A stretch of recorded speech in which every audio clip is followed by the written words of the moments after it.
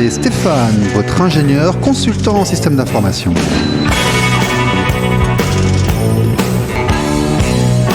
Bonjour, c'est RLP Business. Bonjour et bienvenue sur RLP 102.3, un nouveau direct depuis le stade Parrot de Coulommiers-Chamiers dans le Périgord. RLP Business, votre émission sur l'économie, l'entreprise, les ressources humaines et tout ce qui a affaire à l'argent et le monde professionnel. Dans ce nouveau direct, je suis aujourd'hui avec un Bergeracois, un natif de Bergerac, Nicolas Ruiz. Nico, bonjour. Bonjour Stéphane. Tu vas bien ? Ça va et toi ? Alors Nicolas Ruiz, fondateur d'Evie, les tablettes EVI, informaticien, un parcours de créateur. En fait, tu crées du matériel et des logiciels depuis un certain temps. Tu as une patte à Dubaï, l'autre à Lanzarote ou à Tenerife, un petit peu aux USA, un peu partout. Tu as une vision d'économie. On va pouvoir parler d'économie avec toi. On va pouvoir parler d'actualité. Ne bougez pas, c'est juste après ça.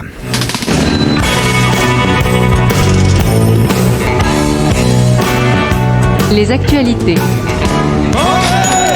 Actualité IT, aujourd'hui informatique. Alors on va commencer par Amazon. Tu m'as dit que Amazon licenciait, mais c'est à 5 chiffres là qu'ils sont en train de licencier et c'est pas c'est des cadres en plus qui licencient, non ? Effectivement, ils ont prévu de licencier 10% de leur effectif. Là, ils viennent de licencier à peu près 5%, c'est-à-dire 14-15 000 personnes. Et c'est essentiellement des gens diplômés d'école blanc. Donc tous les DRH, toutes les personnes dans l'expert comptable, etc. Ce ne sont pas encore des ouvriers. Donc là, on a effectivement un changement de paradigme où on commence à renvoyer des gens très diplômés pour les remplacer par de l'IA. Ouais, mais là, Amazon est déjà en train de remplacer la main-d'œuvre par des machines. On va quand même rappeler que c'est eux qui avaient instauré la couche culotte pour éviter les pauses pipi, mine de rien. Exactement. J'ai vu les images, ça ressemble de plus en plus aux centres postaux de Chine centrale, où tout est automatisé. À travers ces images qui ont 20 ans, déjà ils étaient vachement en avance. On voit des entrepôts Amazon automatisés. Mais donc là, pourquoi il y a autant de cols blancs chez Amazon ? Alors, il y a autant de cols blancs parce qu'il faut quand même manager toutes ces équipes. Amazon, c'est la plus grosse société logistique du monde. Et n'oublie pas qu'Amazon, 80% de ses bénéfices, ça vient de AWS et pas de la partie logistique vente. Ah oui, donc dans l'esprit des gens, Amazon, effectivement, c'est les petits trucs qu'on reçoit chez soi, mais AWS, c'est tout ce qui est délégation de services informatiques en ligne. C'est ce qu'on appelle le cloud. Voilà, donc ils envoient des emails, ils fournissent de l'hébergement, et c'est là que sont leurs plus grands bénéfices. Exactement, 80% des bénéfices d'Amazon, jusqu'à il y a 5-6 ans, la logistique, la partie Amazon.fr était même déficitaire. Donc ça représentait... Attends, tu es en train de me dire qu'Amazon est en train de licencier les cadres informatiques ? Oui, tout à fait. Ok, bon. Les mêmes qui ont mis en place les systèmes d'IA. Oui, et d'ailleurs, IA, cadre informatique, Meta. Nous avons un des fondateurs, un des gros cerveaux de l'IA, c'était un Français d'ailleurs, qui Yann quitte LeCun. Meta. Oui, Voilà. tout à fait. Yann LeCun, qui a 65 ans, qui a reçu le prix Turing en 2018, donc c'est l'équivalent du prix Nobel de l'intelligence artificielle. Donc il est spécialisé dans tous les systèmes learning, il était précurseur dans les années 2000 là-dessus, il a de toute façon toute sa vie fait des recherches là-dessus, a annoncé qu'il quittait Meta puisque sa vision n'est plus celle de Meta. Meta veut des choses immédiatement exploitables, mais pas forcément technologiquement. Ils sont en retard. Voilà. Yann LeCun voudrait quelque chose d'un peu plus long terme, avec des modèles beaucoup plus adaptés et capables véritablement d'apprendre. Il considère que les larges modèles actuels ne sont pas capables d'apprendre, en tout cas d'avoir une logique telle qu'on l'entend. L'empilement des modèles neuronaux d'IA selon la structuration du cerveau humain, c'est lui, si j'ai bien compris. Exactement. Et même la vision, il a travaillé toute la vision par intelligence artificielle dans les années 2000. D'accord. Et donc là, il part, il fait sa start-up. Il veut faire sa start-up. On peut acheter des parts quelque part, il y a un nom, c'est... Pour le moment, c'est pas annoncé, mais je pense qu'il va en parler prochainement et qu'il n'aura aucun mal à trouver des milliards. Bon, on va suivre. On voulait aussi parler de Nvidia qui est aujourd'hui la société la plus cotée dans le monde, c'est-à-dire que la plus grosse société aujourd'hui, c'est plus du logiciel, c'est plus Microsoft, c'est plus IBM, etc. C'est Nvidia et ce sont les puces d'IA. Exactement, Nvidia qui a dépassé les 5 000 milliards de dollars de valorisation, donc tu imagines ça par rapport à un PIB français, ils sont bien au-dessus. Tu peux même prendre toutes les banques américaines et canadiennes en termes de valorisation, ça ne dépasse pas Nvidia. Donc on est sur quelque chose qu'on peut qualifier peut-être de bulle, en tout cas d'historique en termes de chiffres. C'est plus gros qu'un pays. Ah, c'est plus gros que la France, tout bêtement. C'est quasiment 2 fois notre PIB. Je ne sais pas si tu te rappelais, mais il y a quelques années, quand Apple avait dépassé les 1000 milliards, c'était un événement. Ouais. Désormais, toutes les boîtes, les unes après les autres, Apple, Apple, Microsoft, Nvidia vont dépasser les 5 000 milliards. On est sur des choses qui sont, ça serait la 5e ou 4e puissance mondiale, effectivement. D'accord. Est-ce qu'ils peuvent rester sur ça? Parce que j'entends des choses comme un processeur arrive chez Apple qui permettra d'utiliser les mémoires traditionnelles comme le GPU. On rappelle que le grand génie de Nvidia, ça va avoir été de mettre ces puces à eux qu'on appelle le NPU et de s'investir au niveau logiciel pour faire en sorte que tout ce qui se passe au niveau IA dans la librairie Python utilise leur matos à eux et non pas l'autre mémoire. C'est vraiment là qu'ils ils ont vraiment joué un coup de génie, hein. Mais est-ce qu'ils vont vraiment garder ce monopole? Alors, le fait est qu'ils ont une belle avance et tu sais, dans l'industrie, c'est très difficile de rattraper parce que les investissements pour créer une nouvelle usine plus performante que la précédente deviennent exponentiels. La loi de Moore nous l'a montré. Donc on a eu pendant 20 ans un Intel qui régnait sans partage sur le processeur x86, celle qu'on connaît. Intel, t'as vu là, se prend un gadin en bourse et a perdu sa superbe. Bah, ils ont donné 20% au gouvernement américain. Je crois que c'était 10. Ou 10, un truc dans ce genre-là. Ouais, voilà, tout à fait. Oui. Mais là, on a maintenant Nvidia. Je pense pas qu'Apple reviendra de sitôt, mais effectivement, c'est bien d'avoir la concurrence, puisque là, ils vendent le processeur au prix qu'ils veulent finalement. Voilà. Bah écoutez, ce sont les actualités. C'est l'invité de la semaine, c'est Nicolas Ruiz. Ne bougez pas, c'est juste après ça.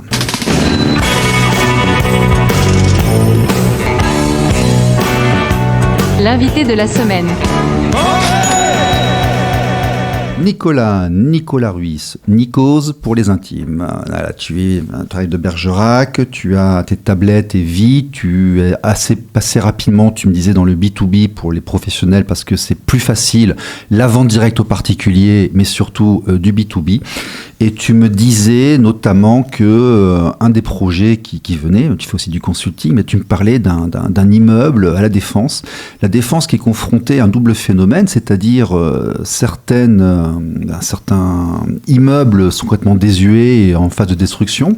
Moi, j'arrête pas de dire que ça fait longtemps qu'on ne construit plus rien. Et là, tu me parles on est en train de faire quelque chose, un immeuble de grande taille, on peut lui parler, qui est ultra technologique, qui est ultra bien fait. Qu'est-ce que c'est ce projet exactement? Alors le projet s'appelle The Link. Il s'agit en fait d'un double immeuble. Ce sera 2 bâtiments interconnectés avec des passerelles. Il y aura une 30aine de passerelles végétalisées. Et une des tours sera le plus grand gratte-ciel de France, effectivement. Et le fait est que la construction a débuté il y a 3-4 ans, il sera livré à cette fin d'année. C'est un très gros projet, notamment il va reprendre tous les salariés de Total Energy en France, 7 ou 8 000 personnes.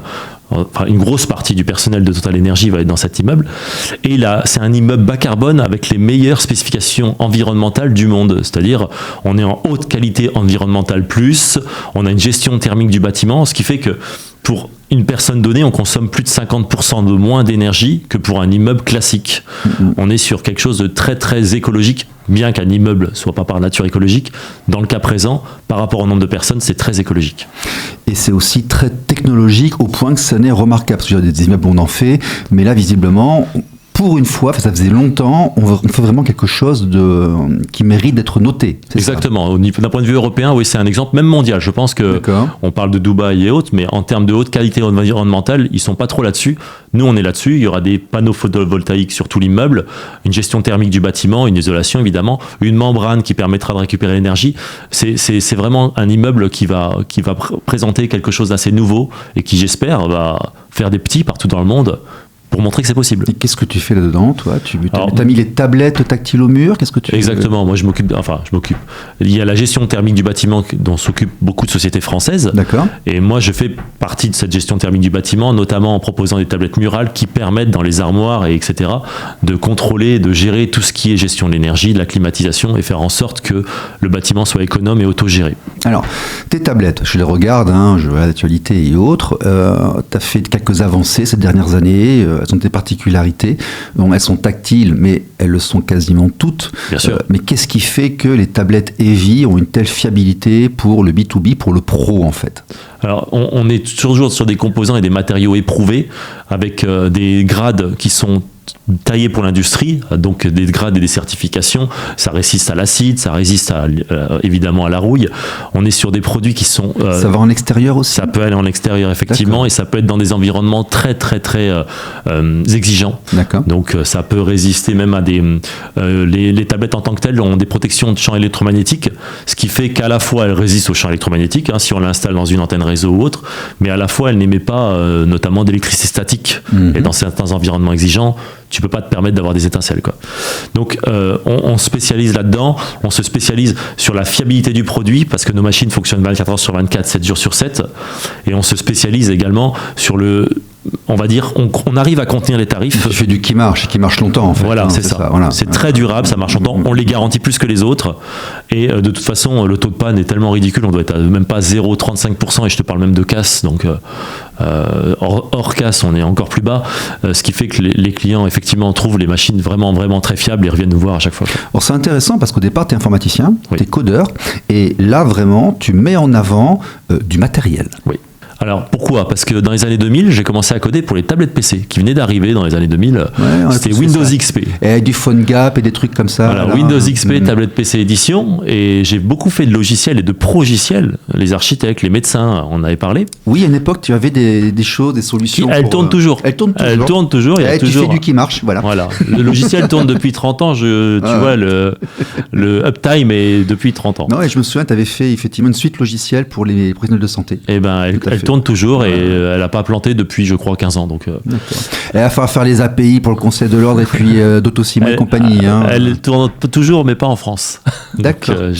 Parce que les normes françaises, c'était pas possible. On va en parler après. Voilà. Ouais. Et de fait, les professions libérales m'ont dit tes logiciels pour tablettes sont super, sauf que les tablettes vendues par HP et autres sont trop chères. Elles sont nulles. Et elles sont trop chères et elles marchent pas bien. Voilà, exactement. Et c'était en 2007-2008. Et tu sais, à l'époque, il y a eu les netbooks, la mode des petits PC portables pas chers à 300 €. Avec le clavier détachable. Alors non, ils n'étaient pas détachables. C'est vraiment toi qui as fait ça, qui a fait les tablettes avec le clavier détachable en Bluetooth. Voilà, là. Exactement. C'est toi qui as inventé ça, je crois. Et du coup, alors les premiers, effectivement, et on a même été, j'ai été exposé au Microsoft Technology Center à Seattle, et c'était une tablette qui ressemble beaucoup à la Surface. La Surface est arrivée 2 ans après. Bon.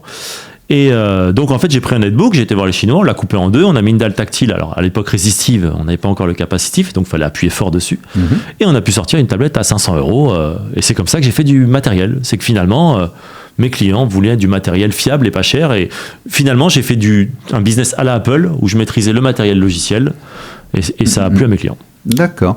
Et c'est devenu Heavy, la saga Heavy. Tu étais aussi un des premiers à avoir mis des moteurs d'équivalent IA avant les LLM dessus. Ah oui, j'ai commencé à développer Céline, donc une IA en 2000. Que tu écrivais avec un C, je crois d'ailleurs. Alors il y avait du C, effectivement. Oui, non, c'était pas Céline, CE, ou c'était Céline avec un S en initial? C'était le S. Système. Un acronyme. D'accord. Ok. Voilà. Et puis donc du matos. Et donc là, tu participes à ce projet et tu profites donc pour nous parler de ce bâtiment, de ce gratte-ciel, plus grand gratte-ciel de France. Quelle hauteur? Alors écoute, je ne veux pas dire de bêtises, on va éviter aujourd'hui, mais je crois qu'on est autour de 150 mètres, peut-être 120 à 170 mètres. Et ça va être à la Défense, là, près de l'Arche? Oui, tout à fait, à la Défense. Et ils vont les casser, les vieux trucs de là-bas, là? C'est le coût environnemental et économique fait que c'est très compliqué de les casser, donc ils essaient de les vendre. Et bien s'ils tombent, il y a beaucoup de choses à côté. Voilà. C'est le problème. Les démolitions contrôlées sont compliquées. Et puis les démonter un par un, ça va prendre du temps. Exactement. Voilà. Donc ils les bradent, mais il n'y a pas beaucoup d'acheteurs. Et donc toutes les SCPI, les sociétés civiles de placement immobilier qui sont dedans, sont devenues liquides. Donc ce qui fait très plaisir aux associés qui ne peuvent plus vendre leur part depuis quelques années. Là, tu me parlais de 10 € le mètre carré, un truc de ce genre-là. Exactement, 10 € le mètre carré à la vente. En même temps, si c'est un truc qui va être détruit... c'est le prix du terrain moins le prix de la démolition. Voilà, d'accord. Bon, on a commencé à envisager ce problème de normes, là. Beaucoup d'entrepreneurs ici me disent que l'Europe n'est plus forcément leurs amis. D'ailleurs, vous avez vu passer sur RLP un reportage, là, avec Serge Deschamps, là, et Sébastien Dureau, et Maître d'Angléan la semaine dernière, par rapport aux agriculteurs, eux aussi, mais ça touche, en fait, tous les entrepreneurs, même toi qui es sur plusieurs pays aujourd'hui. Heavy Group, Nicolas Ruiz et Heavy Group, c'est combien de pays en activité ?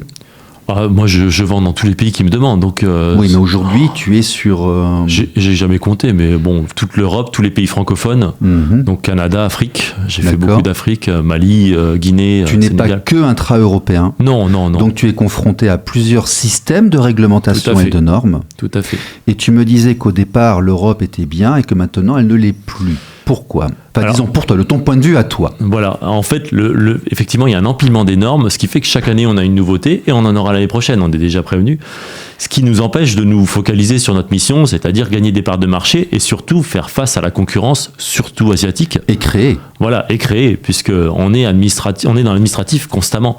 Donc, effectivement, ça là-dessus, on perd en points de marge, on perd en temps, on perd en compétitivité, et puis surtout, il y a une distorsion de concurrence quand vous avez un concurrent qui importe un produit qui ne respecte pas les normes et qui, lui, n'est pas contrôlé, puisque de toute façon, ces locaux ne sont pas en France, donc il n'y a pas de contrôle.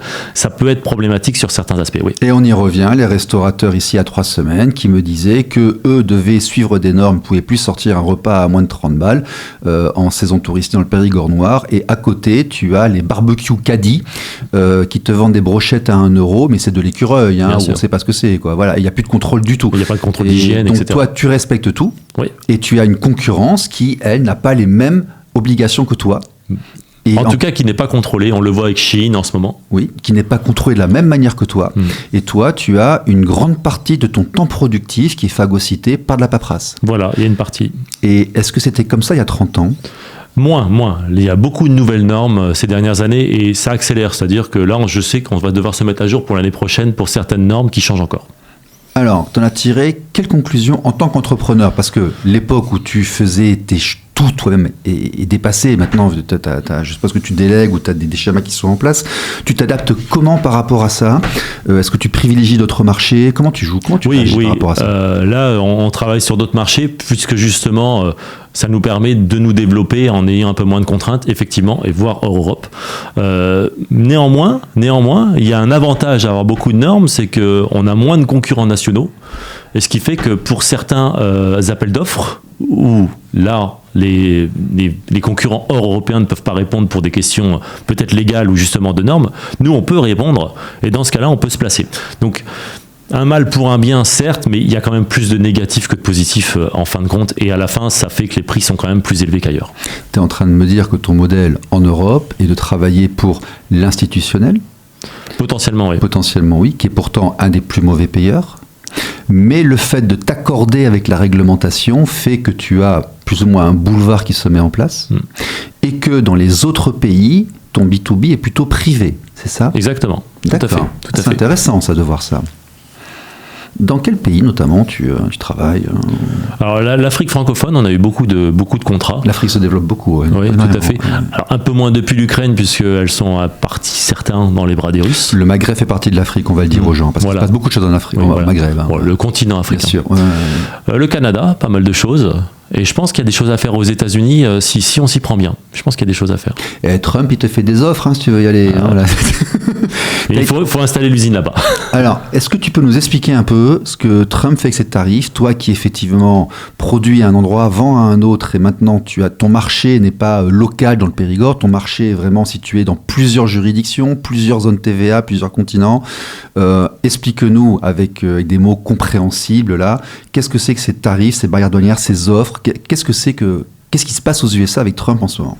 Alors Trump a décrété que c'était les frais de douane qui permettraient de baisser les impôts locaux, c'est-à-dire les gens paieront moins d'impôts sur le revenu. Il veut même verser une prime, il l'a annoncé cette semaine. 2000 € à chacun. Voilà, $2 000 à chacun. Et arrêter l'impôt foncier. Oui.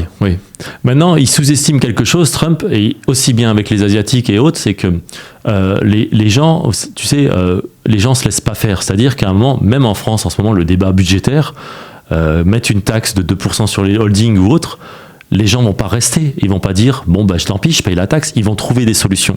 Et il y a toujours une solution.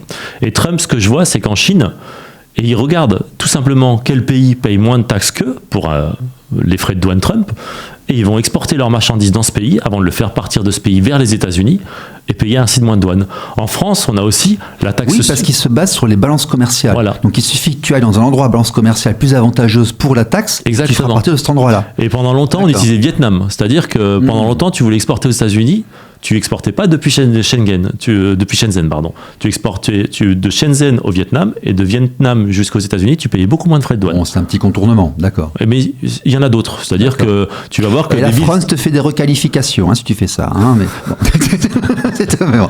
Oui. Et alors il y a d'autres possibilités de requalifier, notamment l'alcool. La loi se base sur les bouteilles, mais tu peux transporter des bidons d'alcool, des bouteilles vides de l'autre, les embouteiller là-bas et tu auras moins de taxes. On fait ça aussi en Europe. Il y a plein de trucs marqués Made in Europe et tu regardes les composants, c'est de l'assemblage. Voilà. Alors le Made in, attention, le Made in, c'est une norme et il faut que 60% du produit, la valeur ajoutée du produit, au moins, alors je dis 60%, c'est peut-être 65%. Bon, il y a d'autres appellations et d'autres choses qui nous font croire que, alors que finalement ça vient de l'extérieur. Moi je fais très attention à ça. Les processeurs, je n'achète pas ici, donc je dis assemblé en France. Je ne peux pas dire Made in France. Bon, on fait des processeurs en France, tu ne peux pas l'acheter ici.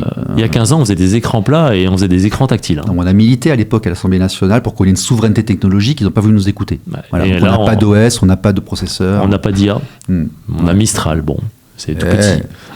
Ils sont bons les petits Mistral quand même. Hein. Oui, mais bon, Microsoft investit dedans, donc c'est américain maintenant. Ben voilà. Okay.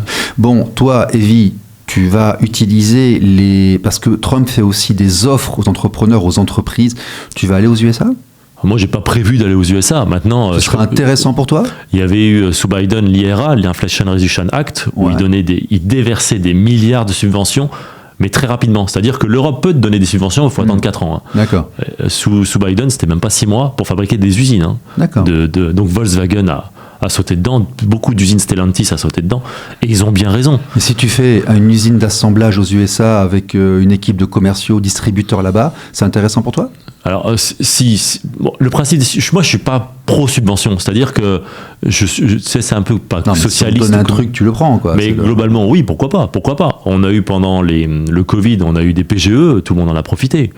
Donc pourquoi pas. Le marché américain, tu vois les métriques, c'est attirant. Exactement. C'est attractif, américain. Tout à fait. Tu parles anglais en plus. La monnaie, le dollar, le roi dollar. Donc effectivement. Attention, le marché américain, tu es sous juridiction américaine. Oui. Ça veut dire qu'après, tu vas n'importe où dans le monde. Je peux pas, en France, faire du business avec l'Iran dans ce cas-là. Sinon, je me prends un procès aux États-Unis.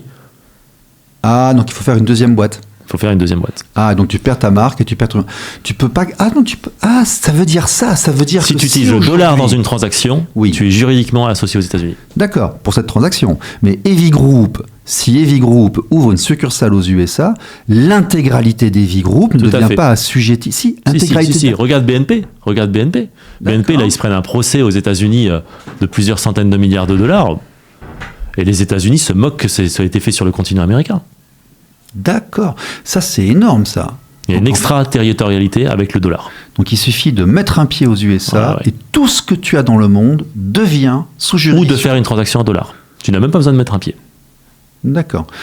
Et tu fais des transactions en dollars, toi ? Ah ben, avec certains pays en Afrique, tu n'as pas le choix. Donc, tu es déjà sous juridiction américaine ? Sur certains aspects, oui. D'accord. Donc, tu peux y aller ? Alors oui, bien sûr. T'as plus rien à perdre, je veux dire. Bien sûr. Mais alors, disons que c'est peut-être plus facile de se défendre si t'as pas un pied là-bas, parce que là-bas ils t'attrapent, ils te mettent en garde à vue, en prison. Bon. Non, mais t'as pas vendu des contrôleurs de TNT ou de C4 à l'Iran. J'entends. Non, juste commercer. Vendre un ordinateur, si les États-Unis ont mis sur liste noire, tu peux pas. Tu vends des tablettes à l'Iran ? Alors, il y a eu à une époque où il y avait eu des avancées où l'Iran s'était ouverte, ça devait être en 2015. Et les États-Unis avaient signé un accord avec l'Iran. D'accord. Et l'Iran a commencé à appeler tous les pays du monde et on avait eu une délégation en France et moi, ils étaient venus chez EVI et ils voulaient se développer. Et on pouvait, puisque les Américains avaient dit oui. Et l'année d'après, ils ont dit non. D'accord. Et ils ont recoupé l'Iran. Après, si tu vends des choses par correspondance, n'importe qui de n'importe où peut les acheter. C'est plus ton problème, là. Alors oui, je te parle de contrats. D'accord. Je parle de choses un peu, pas juste une tablette envoyée par-ci par-là. C'est pas des parties qui commandent ou c'est toi qui fais un contrat directement avec eux. Oui. Ok. L'Afrique, j'ai vu que tu avais passé beaucoup de temps à te former. Tu as fait notamment des formations, me semble-t-il, pour comprendre le marché africain. Oui, tout à fait. Hein, explique-nous un petit peu qu'est-ce que tu as fait exactement. Tu es allé sur place, je crois, d'ailleurs. Alors, j'ai fait des formations, c'était à HEC, ils proposaient des stages sur le continent africain. Ne serait-ce qu'historiquement, comment l'Afrique a été découpée ou quoi, c'était hyper intéressant. Et puis, avec le doigt qui dépasse sur une règle. Ouais, et puis l'horizontalité était plus britannique, alors que la verticalité était plus francophone. D'accord. C'était intéressant. Et ensuite, rien vaut l'expérience sur le continent. Après, chaque pays est quand même assez différent. le problème, entre guillemets, c'est est-ce que le gouvernement est légitime ou pas. Là aussi, tu peux te prendre des sanctions si le gouvernement, si c'est un putsch ou un coup d'État. L'instabilité là-bas quand même. Voilà, des revirements politiques assez brutaux. Exactement. Et effectivement, ça a changé 3 fois depuis que je travaille avec eux. Et là, les autres problématiques, c'est que les forces françaises sont plus sur place. Mais les Français sont plus très appréciés puisque les forces françaises sont plus sur place, puisque on aurait pu partir simplement rester bons amis.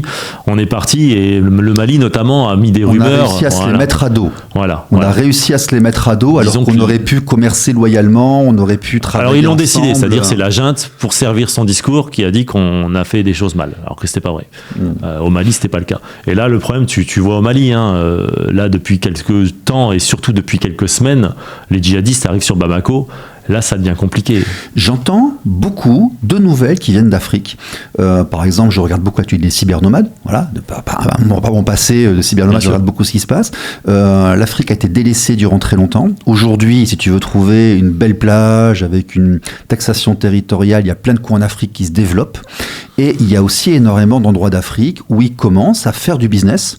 Ils investissent pas, donc ils te donnent une licence. Oui. Pour une durée de temps, ils te vendent un pourcentage de ce que tu fais, mais il y a quand même beaucoup de choses qui se passent, et il y a des endroits qui sont beaucoup plus modernes qu'on ne l'imagine. Bien sûr, ah oui, complètement. Il y a des parties, même le Maroc s'est très fortement développé, et on ne reconnaît plus le Maroc d'il y a 20 ans, c'est incroyable. Le Sénégal, c'est bien... J'ai des collègues qui sont au Maroc, informaticiens, il y a un centre d'informatique là-bas, d'ingénierie très fort. Oui, c'est pas que l'Afrique du Sud. L'Afrique, effectivement, il y a maintenant des villes en Afrique qui sont très très modernes. Il y a aussi des villes beaucoup moins modernes, mais on a des choses en Afrique qui se sont très fortement développées. Ce n'est pas que l'Afrique du Sud, ce n'est pas que le Maghreb, dans l'Afrique centrale aussi, certains pays sont vraiment en train de s'ouvrir. Tout à fait. Je connais moins cette partie, mais tu as raison.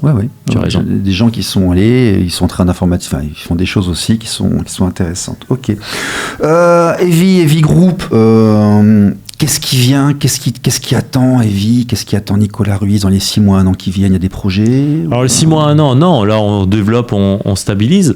Maintenant, des projets, oui. T'inventes toujours des trucs, là. T'en as bien un qui arrive, là. Dis-nous, là. Alors moi, ce qui m'embête un peu avec toutes ces IA que j'utilise au quotidien, qui m'améliore bien ma façon de travailler, c'est qu'on n'a pas de souveraineté sur l'IA.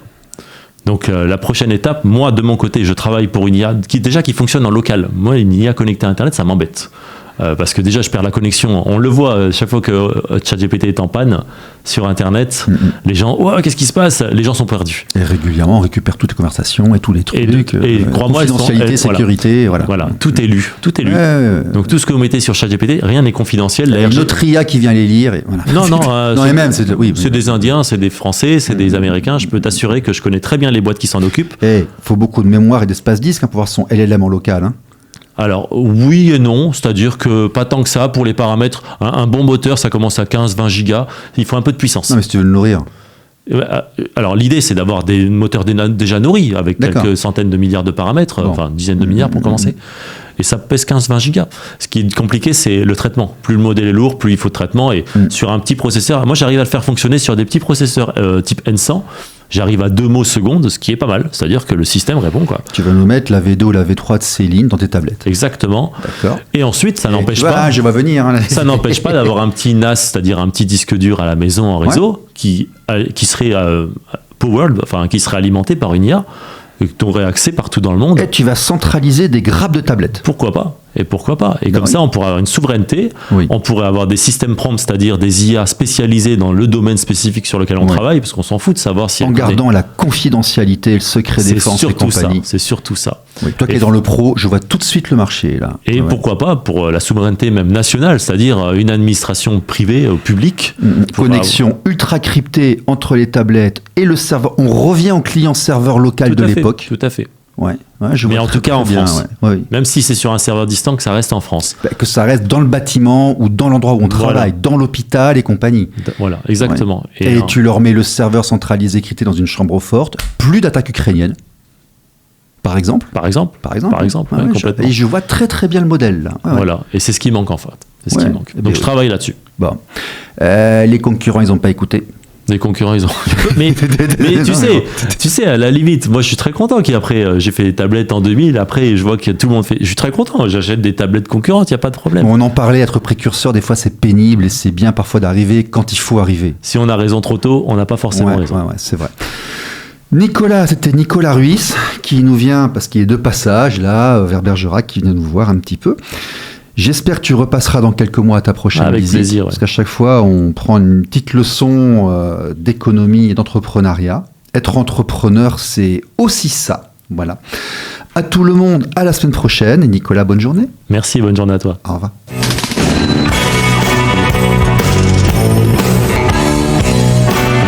RLP Business. RLP. Radio libre en Périgord.